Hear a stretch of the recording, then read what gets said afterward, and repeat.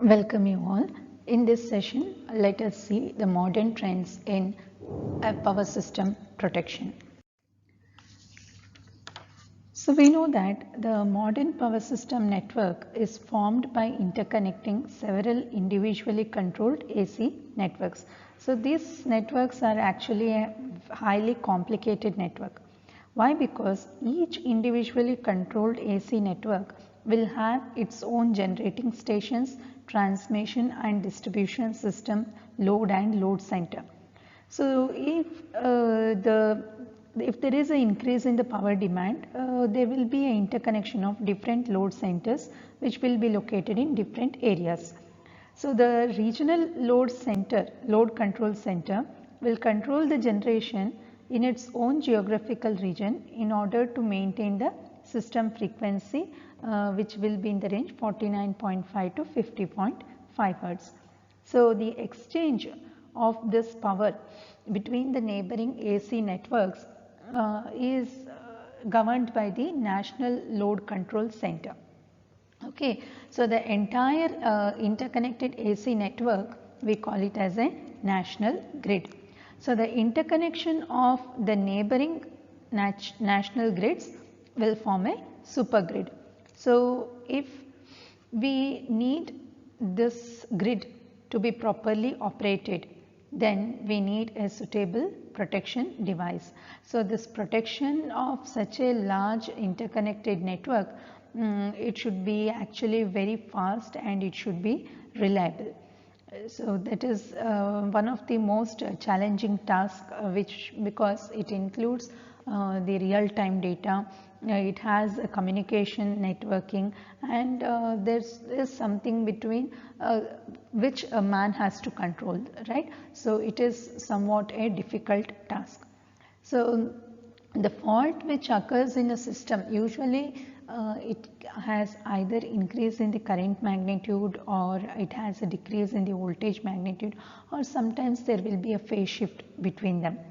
So this fault which occurs, it also causes transients or nothing but called as noise, such as for example DC offset harmonics, distortion in the electrostatic and magnetic fields, traveling waves, etc. So this transients which occurs might lead to the malfunctioning of the relay when the relay is assumed to be supplied with only sinusoidal quantities. So thus any fault which is generated, the noise needs to be filtered before it is fed to the relay. Okay, so the function of the protective relay is actually to sense the fault and to issue a trip signal for the circuit breaker so that it protects the entire circuit. So there has been a tremendous advancement in the relaying technology, because there are numerical relays which are available.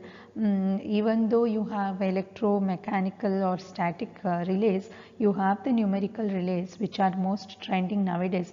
That is because it has a capacity of communication between the networks, and it can facilitate protection, control, and even it can monitor the parameters.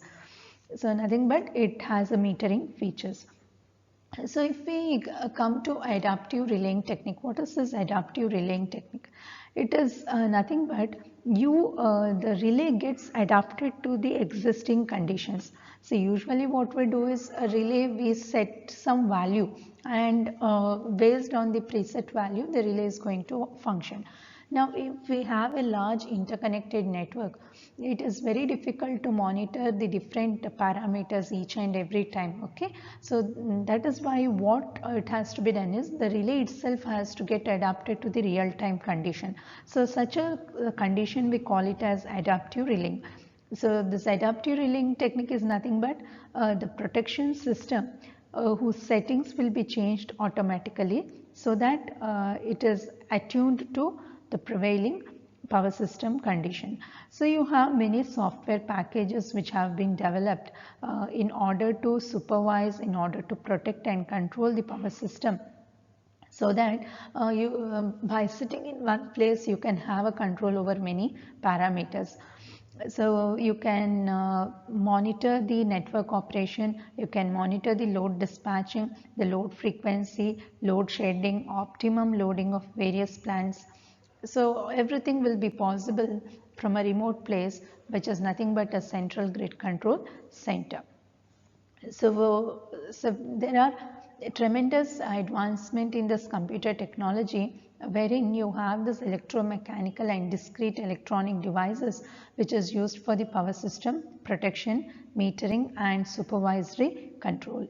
So you might have heard of PLCs, you might have heard of numerical relays.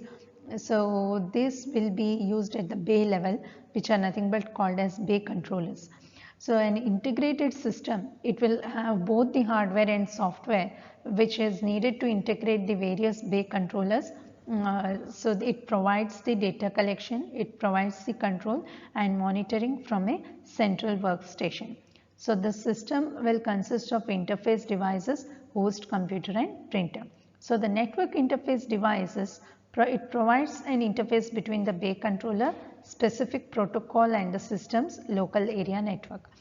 So the numerical protection along with the integrated system is being used for the protection and control of the power system. So the latest which is available is you have SCADA. It is one of the features provided by the integrated protection and control system. SCADA is nothing but supervisory control and data acquisition. So it provides support to the system operators or the operating centers to either monitor the local or remotely present devices. So next one is a FPGA field programmable gate arrays.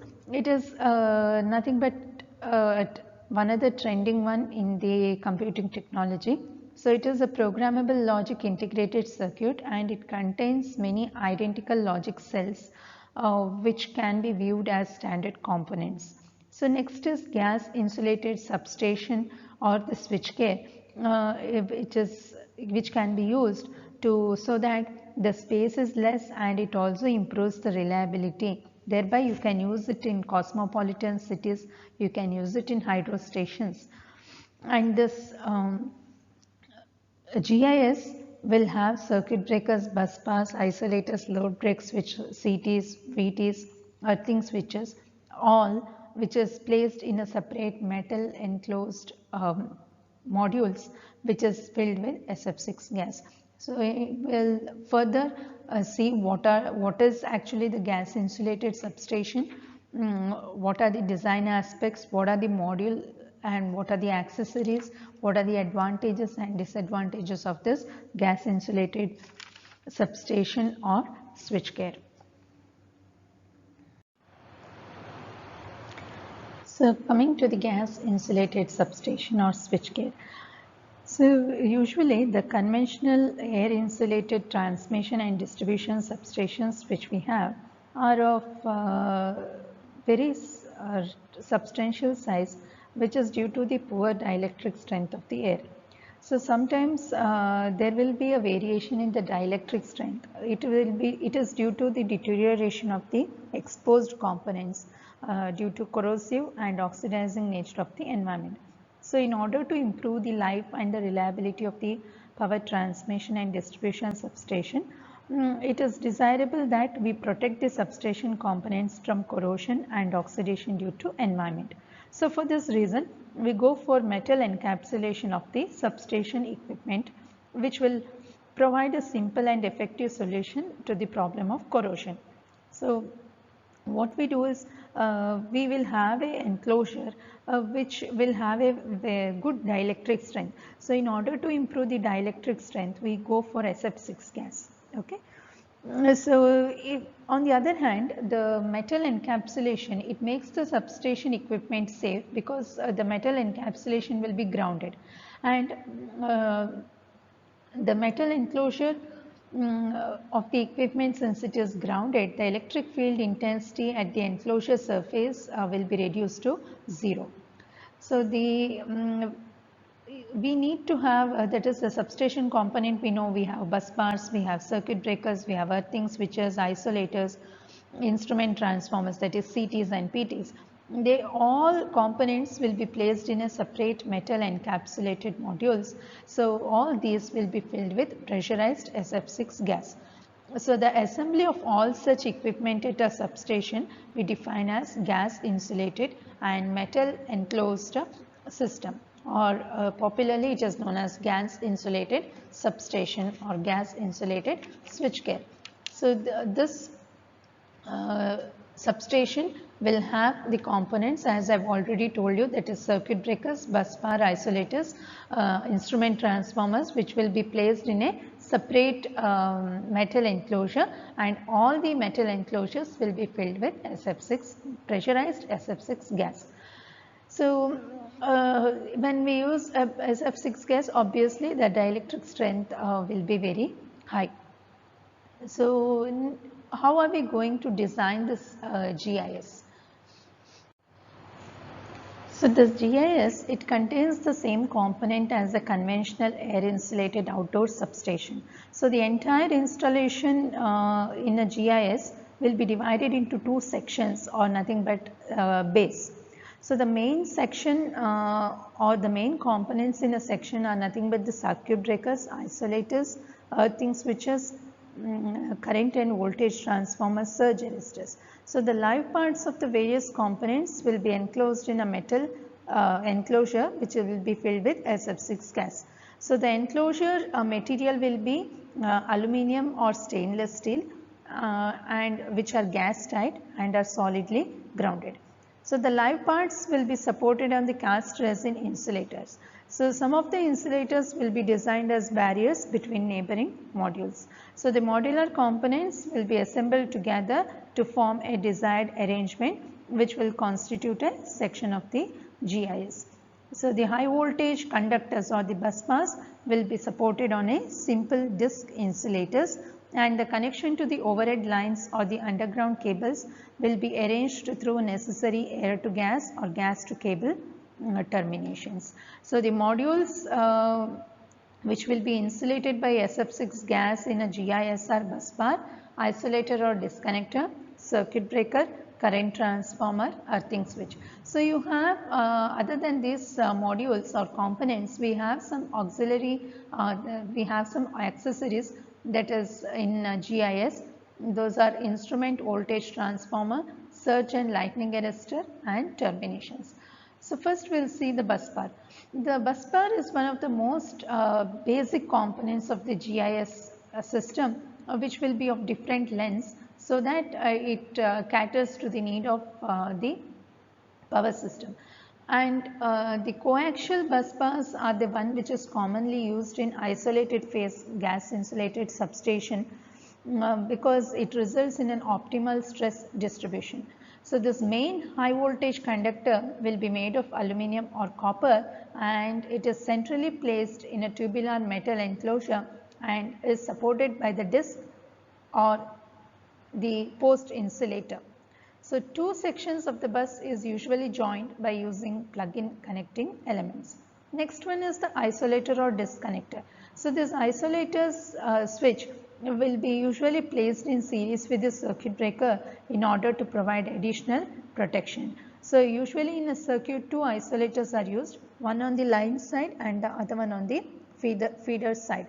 So you have a pair of fixed contacts and the moving contacts, which form the active part of the isolators. So the fixed contacts are separated by an isolating gas cap. Isolators are either on the load side, load break switch, or no current break type switch. So either they can be motorized remotely or by driving manually. So in especially in the GIS system, we motorized isolators are preferred. So next, coming to the circuit breaker, it is the most critical module of a GIS system. It is metal clad and it utilizes both SF6 gas for providing insulation as well as fault interruption. Puffer type circuit breakers are commonly used to interrupt the fault in the case of GIS. Next, coming to the current transformer. Current transformer is nothing but an instrument transformer which is used in GIS. They are usually inline current transformers. So gas insulated current transformers, they have a coaxial geometry, and it consists of a tubular primary conductor, an electrostatic shield ribbon with the toroidal core, and the gas tight metal enclosure filled with SF6 gas. So the primary of a current transformer is nothing but a tubular metal conductor which links the two gas insulated modules. So a ribbon wound silicon steel core which is formed in a toroidal shape is used for the magnetic circuit of the current transformer.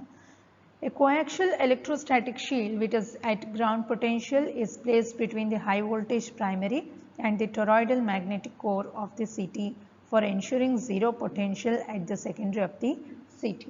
The last one is earthing switch. They are mainly of two types, that is maintenance earth switch and fast earthing switch.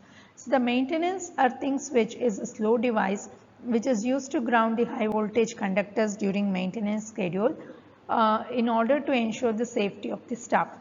Whereas the fast earthing switch is used to protect the circuit connected instrument voltage transformer from core saturation, which is caused by direct current flowing through its primary as a result of a very drastic change.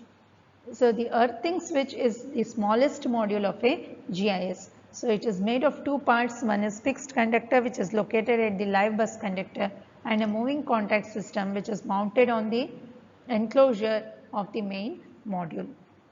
So next we will see what are the accessories of a GIS. Incomers and feeder connections, it forms the main accessories of a substation. So the supply is received as the name indicates at the incomer from a higher level substation or from a ring mains. So the power is received and it will be delivered through either the overhead lines or through the underground cables at a substation. So we have two medias in GIS which is for transmission, that is air to gas and cable to gas terminations.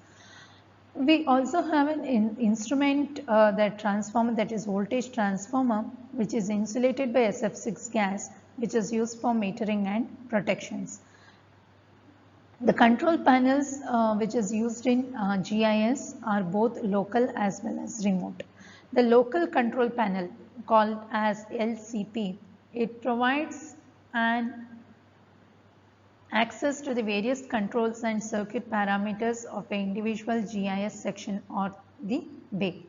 So the LCP, that is the local control panel, it provides the monitoring of gas pressures, status of the switchgear element and operating fluid pressures of oil, SF6 gas and air. Whereas a remote control panel is usually based on either microcontroller or a DSP, that is digital signal processor. It can shrink the remote control panel to a single unit. A single RCP is a must device. Okay, so the number of the RCPs required, it depends on the choice of utility. So these are the main accessories of a GIS. Next, coming to its classification.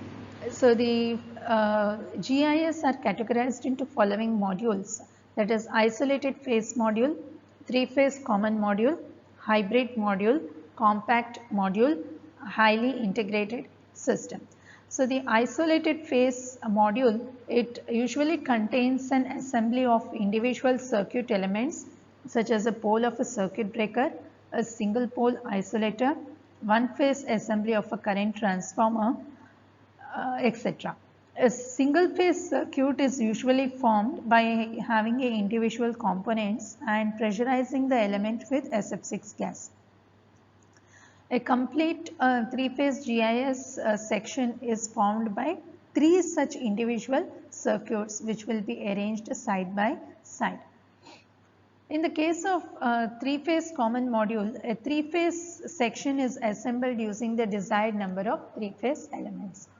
Whereas in the case of a hybrid system is nothing but a combination of isolated phase, that is the first one, and the second one, that is three-phase common module. Next one is compact module. So compact modules are essentially three-phase common system with more than one functional element in one enclosure. The last one is highly integrated system. They are single unit metal enclosed and insulated by SF6 gas.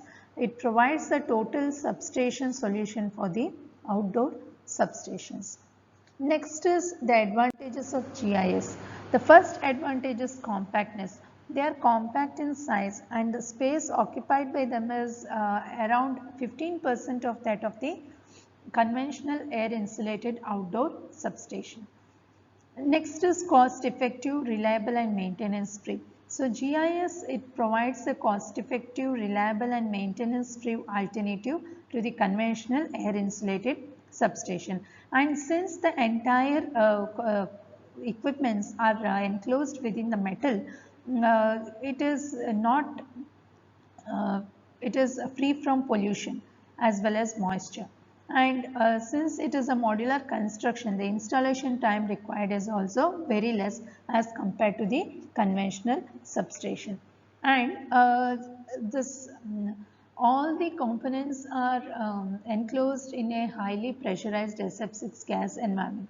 So it provides a very good dielectric strength and it provides a good arc interruption. Okay. Next is increased safety. So since all the equipments are enclosed in a metal clad, so each and every equipments will be very safer as compared to the conventional ones.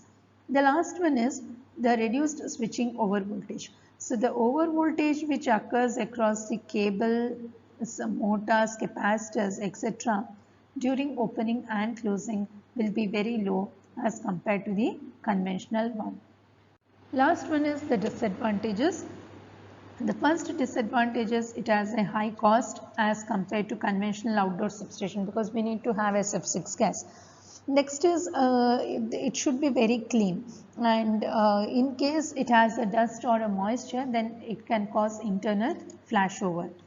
And since they are generally indoor, we need a separate building for it, and whenever there is an internal fault, there is a chance of excessive damage also. And maintenance is very much essential because we need to maintain the SF6 gas. So procurement of the gas and supply of the gas is also a problematic one. So this is all about the GIS. So we have seen the what is GIS, what are the accessories, why it is required, what are the modules available, and what are its advantages and disadvantages.